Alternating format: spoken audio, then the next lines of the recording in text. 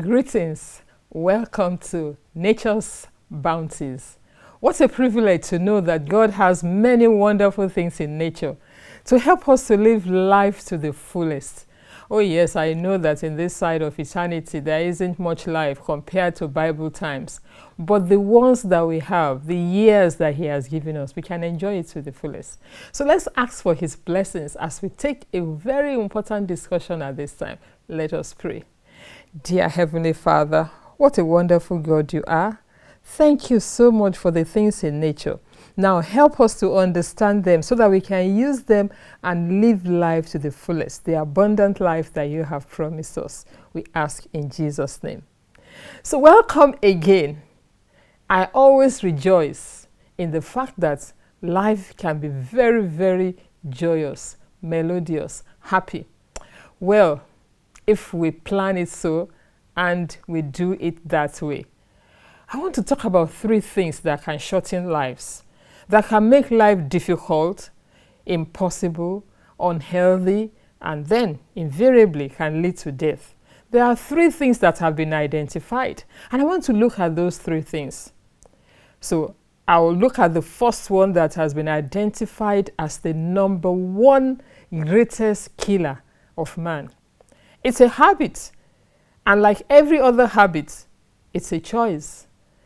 And when that choice is made, to turn back is always very difficult. So let's take a look at it. Cigarette smoking.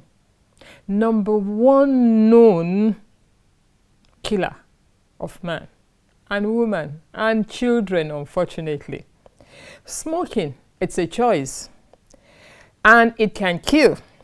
Now, as I love to look at statistics. I love to look at what is going on in Africa. I love to look at what is going on in the world when it comes to health, since I'm a health practitioner. When I looked at statistics, I found that 50% of all deaths and illnesses are either unnecessary or premature. Why are people dying before time? Some people will say, how do you know that it's not their time? Well, we'll know that it's not time because one should not die at the age of 20. Why? One will say, well, if the person is 94, 100 and something, yeah, he has lived a good life. But why is a 30-year-old dying? Why are 40-year-olds dying? We need to look at it because that is not good news. And cigarette smoking has been found to really directly be the result or the precursor or the cause of death. And if that be the case, what should we do? Now, I have a few statistics I can share, but one of them is the one that I want to talk about. And that is the one conducted by the Carter Center of Emory University in the United States. And I like their conclusion. They said that healthy lifestyle is two times as effective as medical technology when we talk about increasing life expectancy. Life expectancy. If we want to look at life expectancy and the reasons why one can live long and live well, then healthy lifestyle is an important factor. They must have done their research and their work very well to come to that very interesting conclusion. Now, when we look at cigarette smoking, why is it that it can result in such debilitating diseases and even death? It's because, one, it's a habit, and whenever we start a habit, it can lead to addiction, and cigarette smoking leads to addiction. And when something leads to addiction and it is harmful, how many poisonous substances have been identified in a smoke? 3,000, some statistics, they say 4,000 known poisons inside the smoke, the tobacco. So, what do we do about this? Well, it's not to start, first of all. I often wonder, I say, is there enough awareness to let people know, especially young people, that they shouldn't start smoking? Yes, that is number one, prevention. I will never get tired of emphasizing prevention, prevention, prevention is very important. So let our young people know that it's not smart, it's not cute, it's not something that will tell that I am something in society or among my friends if I choose to smoke. So let's teach them not to start to smoke. And if some have started, is there a way out? Absolutely. Can one quit smoking? Oh yes. I have seen many who have stopped, who have kicked the habit, as they say. Those who have worked with addicts have found that they can successfully help them to adopt the habit of not smoking by doing several things. One, choose not to smoke. Everything that we decide to do in life comes from a choice. I have been smoking, I want to stop. So that's a choice. So there must be the choice, because some say, leave it alone, forget about it. Some will say, this is going to kill me anyway, so let it be. But if we choose not to smoke, it's number one step. Help the person to choose not to smoke to the best that you can, which is why we are saying this right now, so that the choice can be made not to smoke. Then choose to have divine help. Alcohol Anonymous found that those who have divine help, power from above, usually they are able to sustain their choice. So when we decide, oh, I will ask for power from on high, then I have added to my own choice the power that will help me. Then don't keep cigarettes in hidden places at home. You know, little children, young people, and even adults, we say we want to give up something, then we hide some, perchance, maybe I may want to go back to it. No, don't do that. Don't hide cigarettes anywhere once you have chosen not to smoke. Then practice deep breathing. Breathe from the diaphragm, right in the middle of the abdomen. Take slow, deep breath from the diaphragm, especially when the urge comes to go back to the habit to smoke. Daily exercise is very important. Sitting down in one place, watching videos, watching television, doing something on the radio, and so forth, sitting on the computer for too long will not help. Usually the hand will go to where it used to stay and it will be picked up. So exercise. Stay at a task, especially a sitting task, for a short time. Get up and walk. As you walk, breathe in and out very well. Get enough sleep. As adults, we need 8 hours of sleep every evening. Afternoon naps, they call power nap, shouldn't be more than 10 minutes to doze off and then wake up and be about. Drinking enough water inside and enough water outside is very important to quit smoking. Avoid anything that is stimulatory like caffeine. They will trigger the urge very strongly. Then alcohol. No. Don't substitute alcohol for cigarette smoking. It doesn't work. That cigarette smoking habit will come back in full force. Then heavily spiced foods that will make the mouth pucker when they put some things in your mouth. But then it is exciting to taste and to love to use it. So we must avoid those spicy foods. And some researchers have postulated that when we start giving children spicy foods, it's a stimulating effect that can become one that can lead to a habit of more stimulatory effects in the body. That is, choosing those things that can have the effect of being stimulatory, stimulating the nerves to such actions as to want more of that. And so people who want to quit smoking, who have chosen to quit smoking, if they can take these habits, this pattern, incorporate it into their life, then it helps a lot. Now, I mentioned that cigarette smokers should not take alcohol. Oh, are they the only ones that should not drink alcohol? Absolutely not. Everyone should leave the use of alcohol. It is well to avoid alcohol because it is the number 2 habit that can lead to premature death. It's a known killer. It affects, like cigarettes, every cell in the body. You know, we are made up of cells. The smallest unit of our body are the cells. And when these cells have alcohol, because it acts in the body as poisonous. Some people say, I only take moderately. I don't take too much. I don't take a lot. Well, moderate drinking, maybe a glass or two a day, some people have been able to stay on it. But then, it does not become moderate when all is said and done after some time. And even the moderate amount destroy the cells. So when we talk about people having problems with the liver cirrhosis, and so many other problems, especially cancer, we can trace it back to those things that kills the cell. When we look at the needs of the cell, there are 5 of them, and I will never get tired of just expressing them to keep us being reminded that these things are absolutely necessary. Alcohol acts as a poison. There should be no poison in the cell. There should be proper elimination of dirt, of germs, of waste products from the cells. Alcohol does not allow that to happen. The cells should be well fed with good nutrition, carbohydrates, protein, vitamins and minerals, all that the cells need. Alcohol is not food.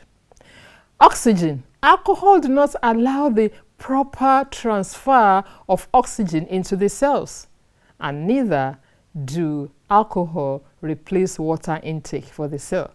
So it's when we look at it closely as to destroying cells, then we know that we don't want that. So all of the problems that got to do with the esophagus, the liver, the gastrointestinal tract, alcohol weakens every part of these organs, destroys the lining of the cells in every organ that has an inner membrane, and which one does not have it. So alcohol destroys everything. When we look at cigarette smoking, we say second-hand smokers, they have problems too. Many ladies, many women have died who never smoked from the effect of smoking by the spouse. Or children, asthma and all other lung diseases are usually caused by parents that smoke. Well, how about alcohol? Do we have effects on those who live with alcoholics? Absolutely.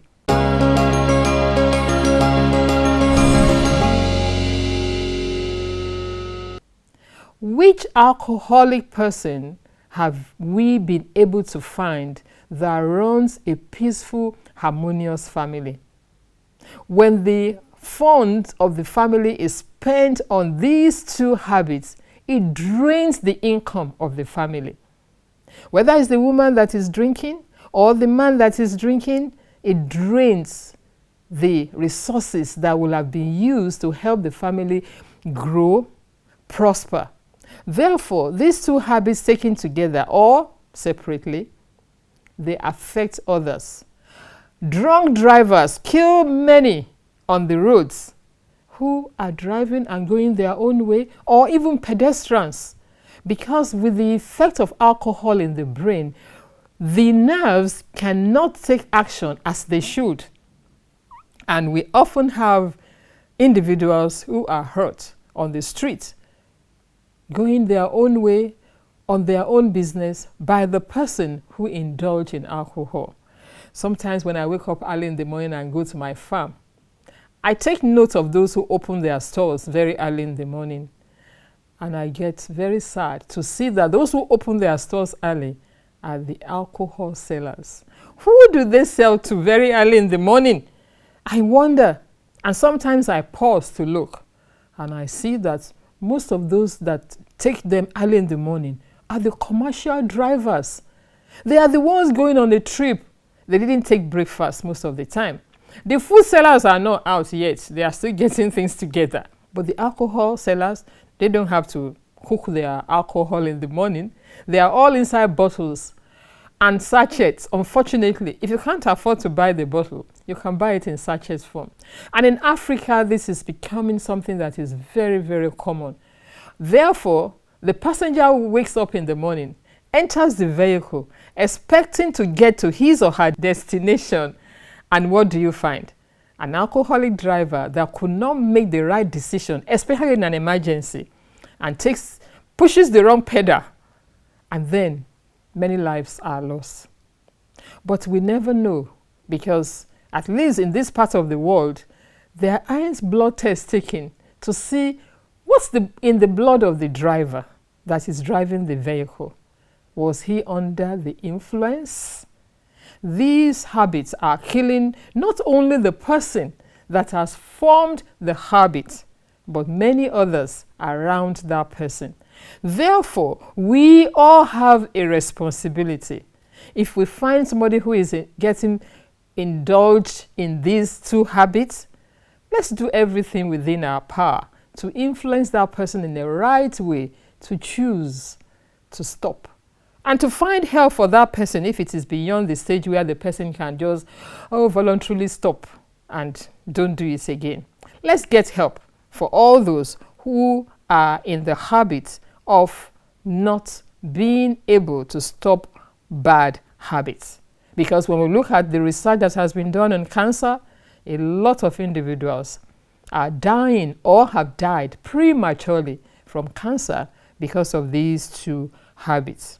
The Bible says to me, it says in Proverbs 22 verse 3, a prudent man foreseeth the evil and hideth himself, but the simple pass on and are punished. So this to me is not talking only to the person that is involved in the habit, but to all of us that can help that person. If I'm a grown-up person now and my father is involved in alcohol, it's time for me to walk with him.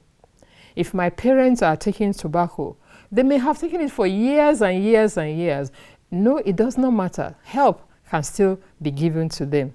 So socially and economically, poverty can result from the choice of a family member smoking. Can a drunkard maintain a job? Usually not. Can a drunkard live long to sustain his family and not leave little ones without a parent? Nobody to take care of them? It happens. And I've talked about accidents of killing innocent people that result from these two habits especially. Well, I said there are 3 habits. How about if I just take a look at the third one before the time is gone totally? I have talked about this before, but because it is one of the 3, I want to mention it as part of the 3 that has been found to, should I use the word help? No, that has been not help, but has caused the death of many prematurely. And that third one is cholesterol. Really? That's food. Yes, that's food. That is food. Our body produces cholesterol, but when we take too much from the animal sources, then it is a killer. How do those who are having too much cholesterol reduce their lifespan very quickly? Heart attack, stroke. All cardiovascular problems are related to high cholesterol. And you know, the alcohol and the tobacco smoking, they are also related to cholesterol. Most people that take or are addicted to the other 2 also take a lot of the third one. Why? Because they like to eat high fatty foods. Those are the foods that are stimulatory to the tongue. A simple diet is not exciting to the palate of a person that is smoking and taking a lot of alcohol. Not at all. So they like highly seasoned foods with a lot of oil that has been fried. The product, whatever it is, but usually it is animal products. It is the meat products, and they are prepared in such a way to excite the tongue, the palate of this type of person that is in addiction. Therefore, even if I don't smoke and I don't drink, my cholesterol level also should be right. It should be my H plus 100. That is the estimate that is found to be ideal for each adult.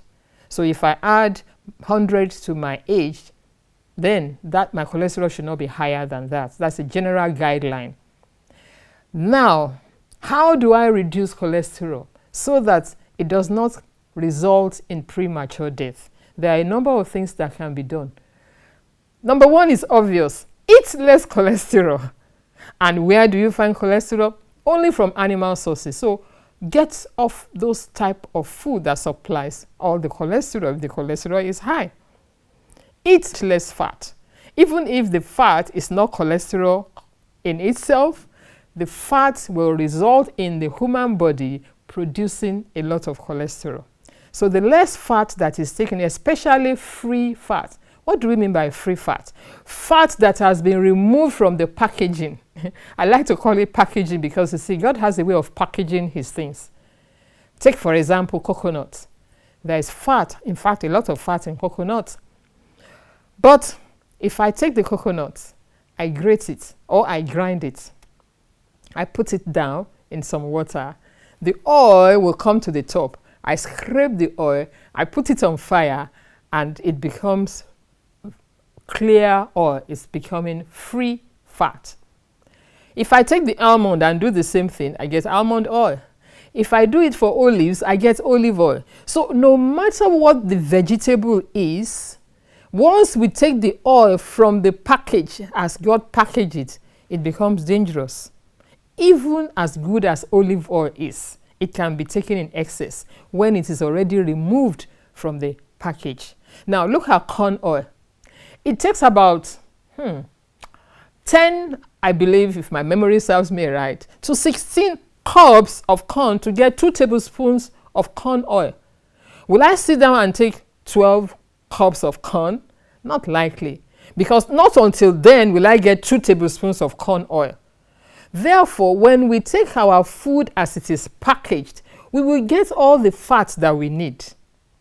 And that's the way God made it. We'll get all that we need to cater for the needs of the fat that we need for our body. But when it is free, when it is running, then it's going to cause our body to produce cholesterol. And that will not help us.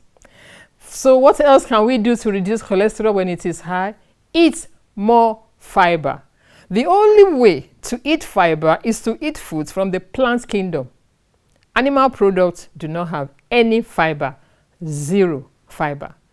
Butter, cheese, meat, fish, all of them, no fiber.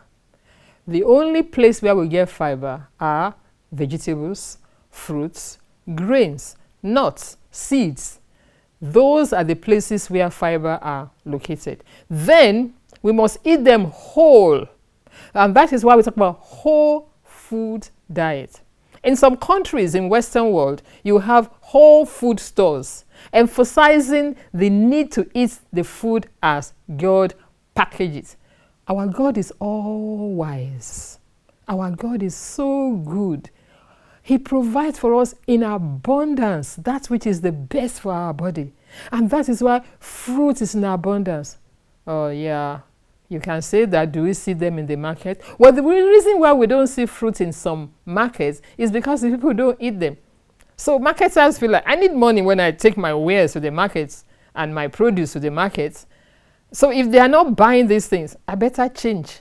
So instead of selling fruits, the fruit seller said I will sell shoes, for instance, because people are not eating it. So let's eat them so that we continue to have them.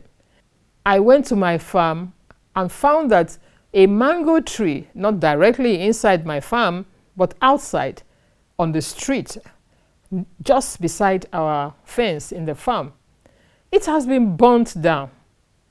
And we are trying to find out who burnt down the mango tree. And then they said, they are the people looking for animals. They want to catch animals during the dry season. So they set fire in the woods. When these fires start burning, they can then trap or run after or shoot or whatever they do to catch these little animals. And then they burnt down the mango tree. Oh, it's sad, but it is because of lack of knowledge. If only those people know that they had better keep the mango tree and eat plenty of mangoes rather than run after a little rat or a little squirrel or something like that and burn down the mango tree. Well, they didn't actually set fire on the mango tree, but whilst they were burning the bush around the mango tree, fire caught the mango tree too.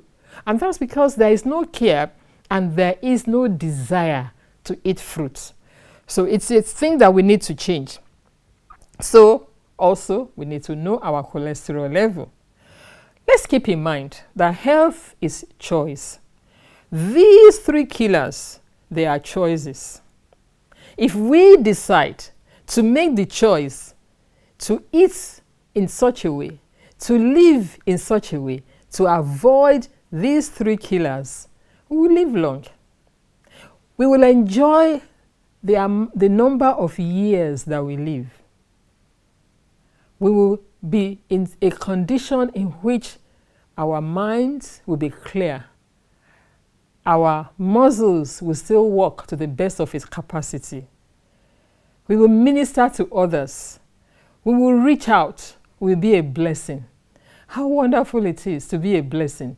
To be able to help others and then go to bed at night and have a good night's sleep. Because there's joy that fills the heart when one can minister to others. But when we are sick, we can't do that. We cannot. We are busy focusing on how to get well, which is very important. So when ill health comes, the number one focus of that person is how am I going to get well? Who will I talk to? Which hospital will I go? Which specialist can take care of these issues? What do I do about this? And so forth.